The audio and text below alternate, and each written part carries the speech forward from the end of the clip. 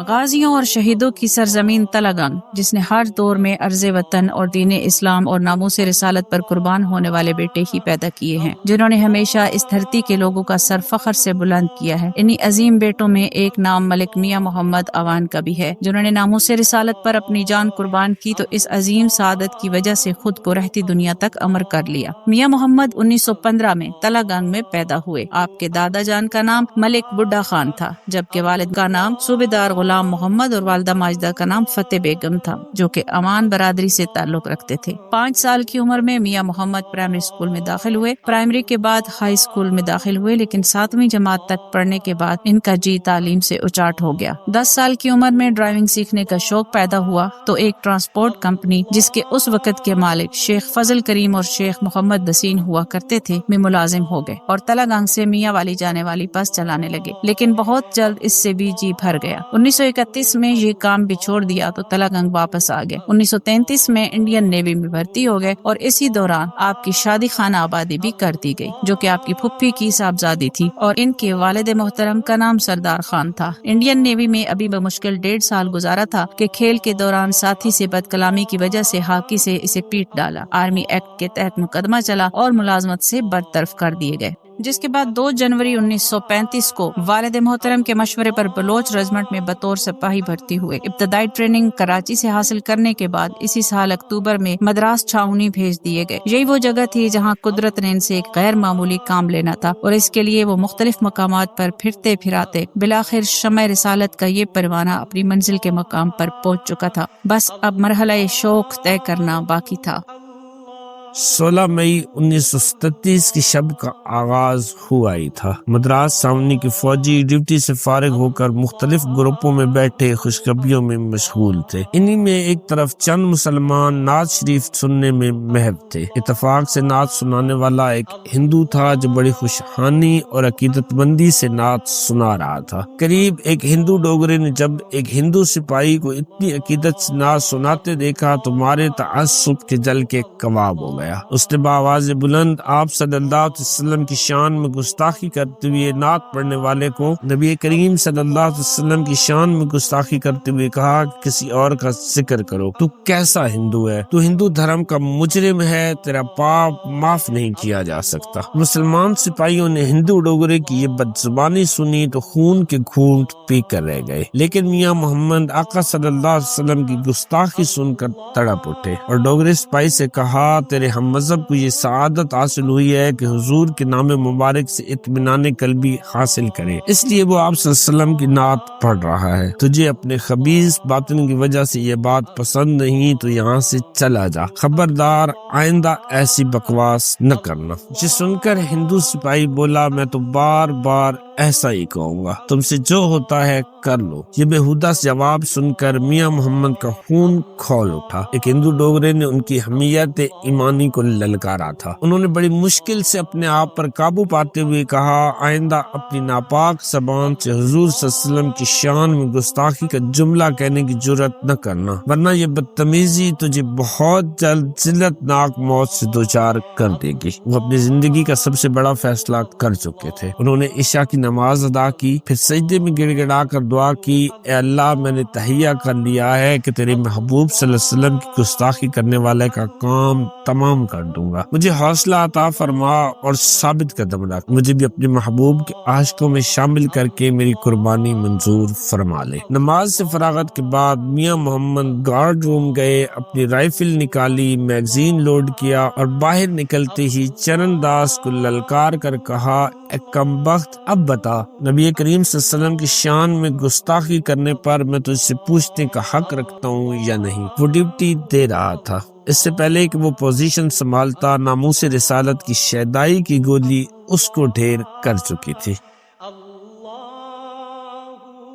Rifle کی 10 گولیاں اس کے جسم سے پار کرنے کے بعد میاں محمد نے سنگین کی نوک سے اس کے منہ پر پے در پے وار کیے۔ سنگین سے وار کرتے ہوئے آپ کہتے، اس ناپاک منہ سے تو نے میرے رسول صلی اللہ علیہ وآلہ وسلم کی شان میں گستاخی کی۔ چرن داس کو واصل جہنم کرنے کے بعد میاں محمد نے کمانڈنگ افسر سے کہا، کسی مسلمان افسر کو بھجواؤ تاکہ میں رائفل پھینک کر خود کو گرفتاری کے لیے پیش کر دوں۔ چنانچہ آپ کے علاقے کے ایک مسلمان جمعدار عباس خان ٹھوک ٹالیاں تلگنگ سے تعلق رکھتے تھے کو بھیجا گیا۔ گرفتاری کے بعد غازی کو پوری پلٹن کے سامنے بلا کر انگریز کمانڈنگ افسر نے پوچھا، تم نے ایسا کیوں کیا؟ غازی نے جواب دیا، چرن داس نے حضور صلی اللہ علیہ وآلہ وسلم کی شان میں گستاخی اور بد کلامی کی، میں نے اسے روکا، وہ باز نہ آیا، میں نے اسے ہلاک کر دیا، اب آپ کا جیسے جی چاہے قانونی تقاضے پورے کریں۔ اس پر خود کمانڈنگ افسر نے تاکید کی کہ میاں ذرا سوچ کر بات کرو، ہوش میں آؤ، تمہارے ابتدائی بیان قلم بند ہو رہے ہیں، ان میں رد و بدل نہ ہو سکے گی۔ مگر شمع رسالت کے اس پروانے نے جواب دیا کہ میں ہوش میں ہوں، میں نے جو کچھ کیا سوچ سمجھ کر کیا، میرا ایک ایک حرف صداقت پر مبنی ہے۔ 14 اگست کو غازی صاحب کا کورٹ مارشل شروع ہوا۔ اس واقعے کے بعد فوج کے اعلیٰ افسروں نے کچھ باتوں کی وجہ سے تمام فوجی اہلکاروں افسران کو سختی سے منع کر دیا تھا کہ کوئی بھی اس واقعے کی اطلاع تلگنگ میں موجود غازی صاحب کے والد محترم صوبیدار غلام محمد تک نہ پہنچائے۔ مگر سید صدر الدین جو کہ دندہ شاہ بلاول موجودہ تحصیل لاوا سے تعلق رکھتے تھے نے یہ حکم نہ مانتے ہوئے یہ اہم اطلاع ٹیلی گرام کے ذریعے آپ کے والد صاحب تک بھجوا دی، جس کی وجہ سے سید صدر الدین کو بھی قید کر لیا گیا۔ تو یہ ٹیلی گرام 20 مئی کو تلگنگ میں صوبیدار غلام محمد صاحب کو موصول ہو گئی تھی، جو کہ 27 مئی کو صوبیدار غلام محمد اپنے فرزند کا دیدار کرنے پہنچ چکے تھے۔ گرچہ اس وقت صوبیدار میجر جن کا تعلق چکوال سے تھا، مگر ہندوؤں اور انگریزوں کی خوشنودی کی خاطر صوبیدار غلام محمد کو پلٹن میں رہائش کی سہولت نہ دی گئی، حالانکہ وہ خود بھی صوبیدار رہ چکے تھے۔ مزید حیرانی کی بات یہ ہے کہ مذکورہ صوبیدار میجر نے صوبیدار غلام محمد کے لیے کئی اور بھی مشکلات پیدا کی اور انہیں مجبوراً اس وقت ایک مسلمان پوسٹ ماسٹر سید سیف علی شاہ کے پاس رہائش رکھنا پڑی، جس کے بعد قانونی چارہ جوئی کے لیے وہاں کے مقامی وکیل سید نور حسین شاہ ایڈوکیٹ کی خدمات حاصل کی گئی۔ ان کے بعد یہ مقدمہ اصغر علی ایڈوکیٹ کے حوالے کیا گیا۔ 5 دن کارروائی ہوئی۔ 3 ڈاکٹروں کی شہادتیں ریکارڈ پر آئیں۔ جرا کے دوران ان کے وکیل نے یہ موقف اختیار کیا کہ غازی نے جو کچھ کیا، ہماری رائے میں وقوع کے وقت وہ اپنے جذبات کو قابو نہیں رکھ سکے، لیکن غازی اپنے ابتدائی بیان پر ڈٹے رہے۔ میں نے جو کچھ کیا خوب سوچ سمجھ کر کیا اور میرا یہی فرض تھا۔ چرن داس نے آپ صلی اللہ علیہ وسلم کی شان میں گستاخی کی، سو میں نے اسے ہلاک کر دیا۔ کورٹ مارشل کے دوران ان کے وکیل نے کہا کہ وہ یہ کہیں کہ میں نے گولی اپنی جان بچانے کے لیے چلائی، کیونکہ چرن داس بھی مجھ پر حملہ کرنا چاہتا تھا، لیکن غازی صاحب نے سختی کے ساتھ اس تجویز کو مسترد کر دیا اور فرمایا، میری ایک جان تو کیا، اگر میری ہزاروں جانیں بھی ہوتی تو آقا نامدار کی شان میں قربان کر دیتا۔ 23 ستمبر 1937 کو پلٹن نے غازی صاحب کو سزائے موت کا حکم سنایا، جس کا جواب غازی نے مسکرا کر دیا۔ 15 اکتوبر 1937 کو وائسرائے ہند کے پاس اپیل کی گئی، جو مسترد کر دی گئی۔ اپیل مسترد ہونے کے بعد فوجی حکام نے 12 اپریل 1938 کو سزا پر عمل کرنے کا فیصلہ کیا۔ جن لوگوں نے آخری وقت میں آپ کی زیارت کی، ان کا کہنا ہے کہ چہرے پر سرور و تازگی اور آنکھوں میں چمک کہیں زیادہ ہو گئی تھی۔ والدین سے آخری ملاقات میں ہنس ہنس کر باتیں کرتے رہے۔ اس موقع پر آپ کی والدہ اپنے جوان بیٹے کا دیوانہ وار کبھی سر چومتی کبھی چہرہ۔ والد محترم نے بہزار مشکل اپنے آپ کو سنبھالے رکھا۔ 11 اپریل کی رات انہیں مدراس سول جیل لے جایا گیا۔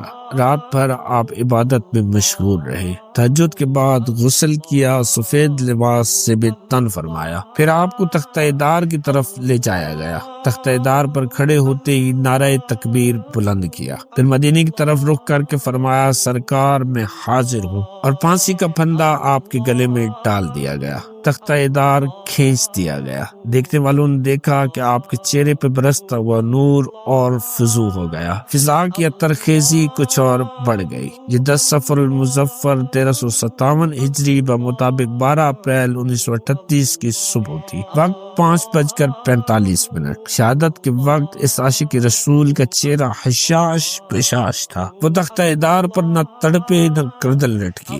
ڈاکٹر کی تصدیق کے بعد جسد خاکی کو ورثاء کے حوالے کر دیا گیا۔ جسد خاکی کو تلنگانگ لانے کے لیے ورثاء نے تیاریاں مکمل کی اور مدراس سے چکوال کے لیے ایک ٹرین کی بوگی بھی بک کر لی گئی، مگر اس وقت کے ارباب و اختیار نے جسد خاکی تلنگانگ لانے کی اجازت نہ دی، کیونکہ ان کے مطابق نقص امن کا خطرہ تھا، جس کے بعد انہیں مدراس سینٹرل ریلوے اسٹیشن سے 3 میل دور ایک بڑے قبرستان جس میں معروف ولی اللہ حضرت پیر دستگیر ساوی کے مزار میں سپرد خاک کیا گیا، جبکہ نماز جنازہ میں مدراس سمیت ہزاروں کی تعداد میں مسلمانوں نے بطور سعادت شرکت کی۔ ایک مسلمان کتنا ہی کمزور ایمان والا کیوں نہ ہو، آپ کی شان میں گستاخی ہرگز برداشت نہیں کر سکتا۔ بلا شبہ میاں محمد شہید جیسے لوگ اس دھرتی کا فخر ہیں، تو میاں محمد نے یہ عظیم کارنامہ سر انجام دیتے ہوئے نہ صرف تلنگانگ بلکہ اس دھرتی کے تمام مسلمانوں کا سر فخر سے بلند کر دیا، اور اس بات میں کوئی شک نہیں کہ مسلمان ہر چیز برداشت کر سکتا ہے، مگر وہ نہیں برداشت کر سکتا تو آقا صلی اللہ علیہ وسلم کی شان میں گستاخی۔ بلا شبہ میاں محمد تلنگانگ کے لوگوں کا فخر ہیں۔ اللہ تبارک و تعالی ان کے صدقے ہم پر بھی کرم اور اپنا فضل فرمائے۔